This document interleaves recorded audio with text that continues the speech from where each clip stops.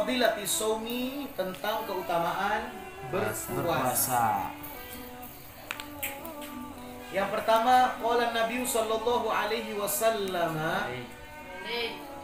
lis-shaimi farhatani yafrahu bihima farhatun inda iftarihi wa farhatun inda liqa'i rabbih. Nabi sallallahu alaihi wasallam bersabda, lis-shaimi, bagi orang yang berpuasa itu akan mendapatkan farhatani, dua kebahagiaan. Jadi yang namanya orang bahagia tentu menyenangkan. Misalkan ya, hari ini kita dapat kabar, oh saya dapat prestasi yang menyenangkan.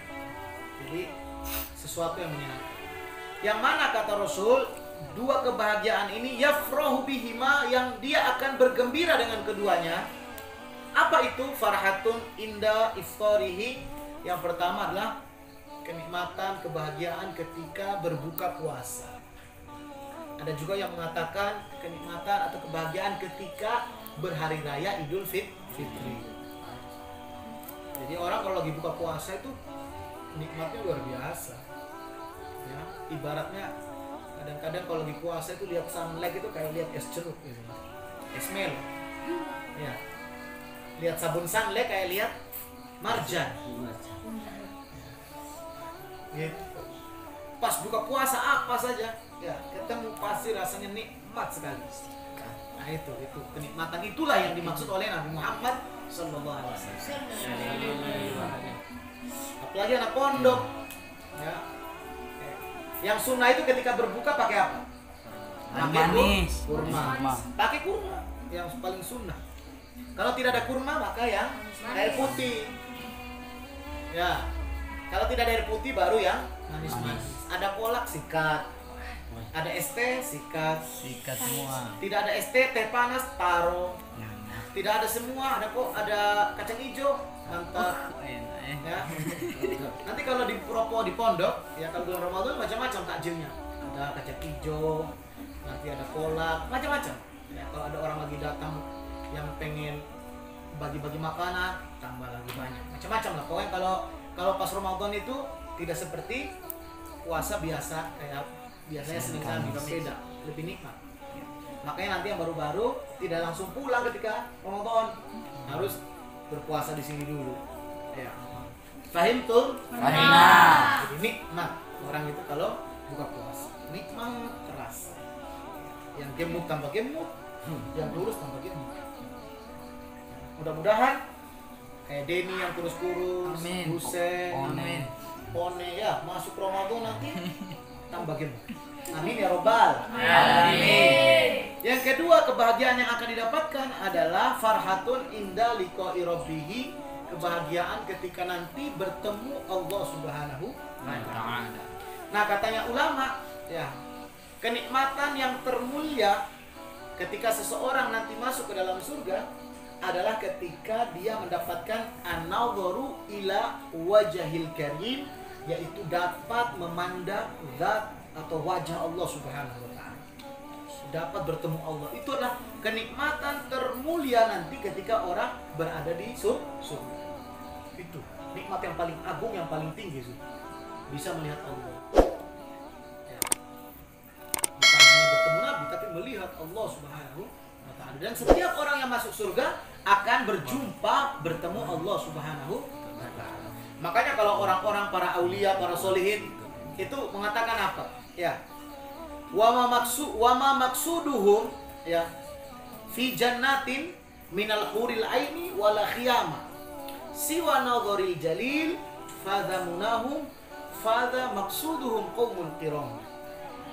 Bukanlah maksud orang-orang soleh itu, katanya para ulama, mereka masuk surga hanya karena pengen dapat bidadari.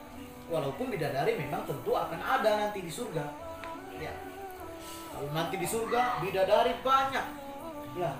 Kalau di dunia orang menikah maksimal berapa? 4. Nah, pertama nikah 1 kali. Ya, jika mampu bolehlah 2. Ya. Kalau mampu lagi 3. Kalau mampu lagi 4. Pas sudah tutup, tidak boleh tambah lagi. Walaupun ada di beberapa tempat itu lebih dari 4. Nah, tidak boleh. Ya, kecuali kalau ada salah satu yang wafat baru menikah. Loh, Nabi itu bagaimana? Kan Nabi istrinya banyak, lebih dari 4. Itu adalah kekhususan Rasulullah, tidak boleh umat. Ya, kalau umat yang diwajibkan, yang diperbolehkan maksudnya hanya 4. Tapi tentu berat, tidak gampang. Ya, kalau masih kecil-kecil jangan pikir dulu itu otak. Ya, nanti kalau sudah besar baru. Cuman, ya, kalau di dunia orang paling bisa menikah maksimal 4. Itu pun kalau berani sama istri pertama. Kalau tidak kena ulik dari istri pertama, kau mati. Ya, bagaimana? Gitu. Ya. Dan ya kalau bisa, kalau orang itu menikah lagi harus izin sama istrinya, tidak boleh. Misalkan bapak kalian kaget-kaget menikah lagi, ya, tentu akan menjadi suatu masalah. Walaupun itu sah-sah saja. Ya. Tapi karena tidak izin biasanya akan jadi suatu masalah. Kena ulik, paling tidak. Tidak usah kau pulang, kau tidur di rumah, kau punya istri yang kedua, kayak gitu. Ya. Ya. Karena kalau dapat izin, ya tentu enak, tenang, aman. Ya. Kayak ada ustadz yang sudah wafat, ya Ustadz Arifin Ilham, itu istrinya tinggal bersama di satu rumah. Ya. Ya, itu kalau bisa aku, tapi jarang yang bisa aku. Ya. Berat. Nah kalau di dunia orang hanya bisa nikah paling berapa? 4 kali. Tapi kalau di akhirat kau mau 5 juta, 6 juta, 1 miliar istrimu dari bidadari, terserah. Ya muka-muka jelek penjahat memang ini ya, pasti nanti di surga. Ya. Bisa punya istri sampai 1 juta, kayaknya ini 1 miliar. Ganti Dan di surga itu kekuatan kita, wah dahsyat. Amin. Ya, akan diberikan kekuatan 100 orang yang paling kuat di dunia. Bayangkan, jadi kekuatan kita sebanding dengan 100 orang yang kuat. Woi, kalau ibarat kalau mau smackdown, tahu gitu. Mau kelas yang bagaimanapun bidadarinya, tahu. Mati. Kuat. Begitu juga, ya. Kalau laki-laki mendapat bidadari, perempuan juga ada bidadarinya. Gitu. Dan perempuan akan diberikan 100 kekuatan perempuan yang kuat. Jadi ibarat dia ketemu dengan bidadari yang lawan jenisnya itu ya kuat juga, sama-sama kuat smackdown gitu. Itu. Tapi orang soleh ini mereka masuk surga bukan karena pengen dapat bidadari, walaupun memang bidadari ada nanti di surga, cantik. Ya, paling cantiknya wanita di dunia itu adalah paling standarnya bidadari. Jadi bidadari itu sangat cantik. Ya, indah menawan. Ya, dahsyat pokoknya bidadari. Nah, kalau kau pengen mendapatkan bidadari yang banyak sholawat. Ada satu riwayat ya.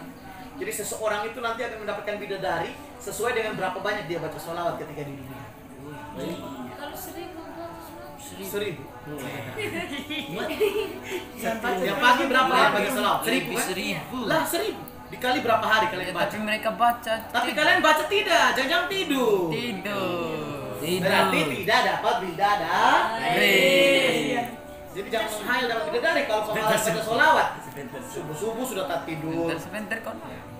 Jadi semakin banyak baca sholawat, maka semakin banyak bidadari yang akan dinikahi dengan kamu. Menempel. Enak. Ya. Gitu. Jadi para solihin mereka bukan pengen masuk surga karena pengen bidadari, bukan. Ya, juga bukan karena pengen makan enak. Ya, masuk surga karena pengen makan enak. Masuk surga karena pengen makan ayam goreng. Masuk surga hanya karena pengen makan pecel. Kurang enak apa di dunia kita makan ini makanan? Hah? Masa masuk surga hanya kepengen makan lagi, urusan perut lagi? Hah?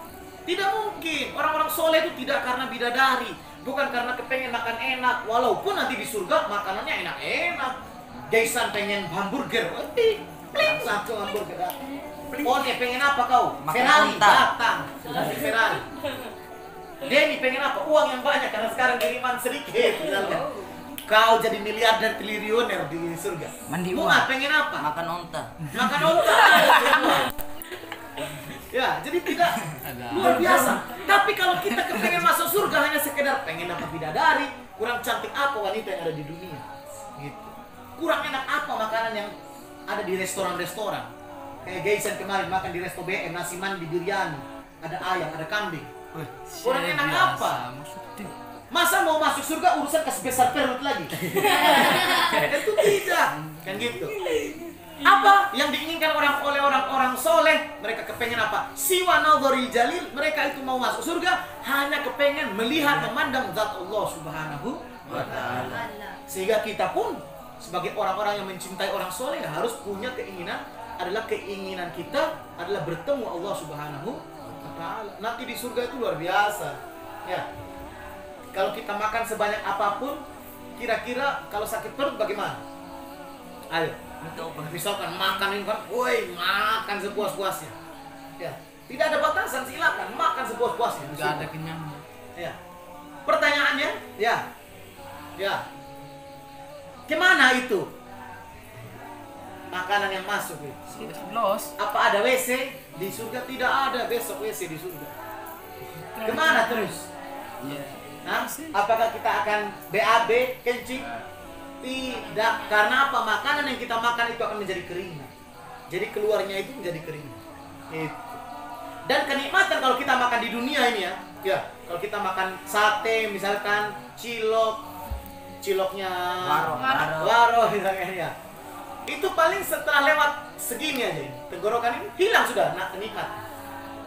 Kau mau makan makanan seenak apapun, steak atau berapa juta makanan di restoran, kalau sudah lewat tenggorokan segini, kayak segini, hilang sudah nikmat. Tapi nanti di surga, ketika masuk kenikmatan itu, satu suapan makanan itu akan terasa kenikmatnya sampai 1000 tahun. Enaknya itu luar biasa, itu di surga. Oleh karena itu, orang yang berpuasa, ya sudah pasti kalau bertemu Allah berarti tempatnya di mana? Di surga Allah Subhanahu wa ta'ala. Itu. Jadi